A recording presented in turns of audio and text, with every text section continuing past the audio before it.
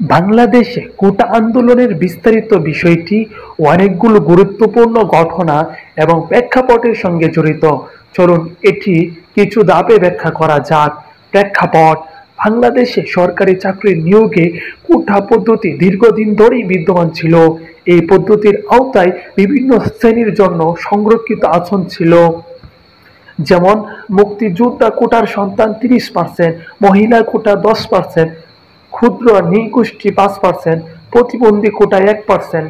আন্দোলনের সূচনা: 2018 সালের শুরুর দিকে ঢাকা বিশ্ববিদ্যালয় সহ দেশের বিভিন্ন বিশ্ববিদ্যালয়ের শিক্ষার্থীরা কোটা পদ্ধতির বিরুদ্ধে আন্দোলন শুরু করে। তাদের মূল দাবি ছিল: 1. কোটা পদ্ধতির সংস্কার, 2. মেধার ভিত্তিতে নিয়োগের হার বাড়ানো, 3. কোটা ব্যবস্থার অপব্যবহার বন্ধ করা। আন্দোলনের ধরন: আন্দোলনটি বেশ কয়েকটি ধাপে সংঘটিত হয়।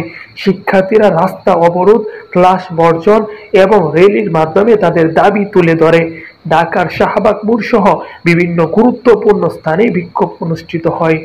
সরকারের প্রতিক্রিয়া: আন্দোলনের প্রেক্ষিতে সরকার প্রাথমিকভাবে কিছু আশ্বাস দেয় এবং বিষয়টি পর্যালোচনার জন্য একটি কমিটি গঠন করে, কিন্তু আন্দোলনকারীরা সরাসরি ব্যবস্থা গ্রহণের দাবি জানায়। প্রধানমন্ত্রীর ঘোষণা: 2018 সালের 11 এপ্রিল প্রধানমন্ত্রী শেখ হাসিনা জাতীয় সংসদে কোটা পদ্ধতি বাতিলের ঘোষণা দেন।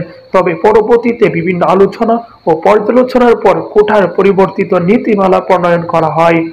ফলাফল: কোটা পদ্ধতি বাতিলের পরিবর্তে একটি সংস্কারিত কোটার নীতিমালা গৃহীত হয়, যেখানে নির্দিষ্ট কিছু ক্যাটাগরির জন্য সংরক্ষিত আসন রাখা হলেও তা বেশ কমিয়ে আনা হয় এবং অধিকাংশ নিয়োগ প্রক্রিয়া মেধার ভিত্তিতে সম্পূর্ণ করার সিদ্ধান্ত হয়।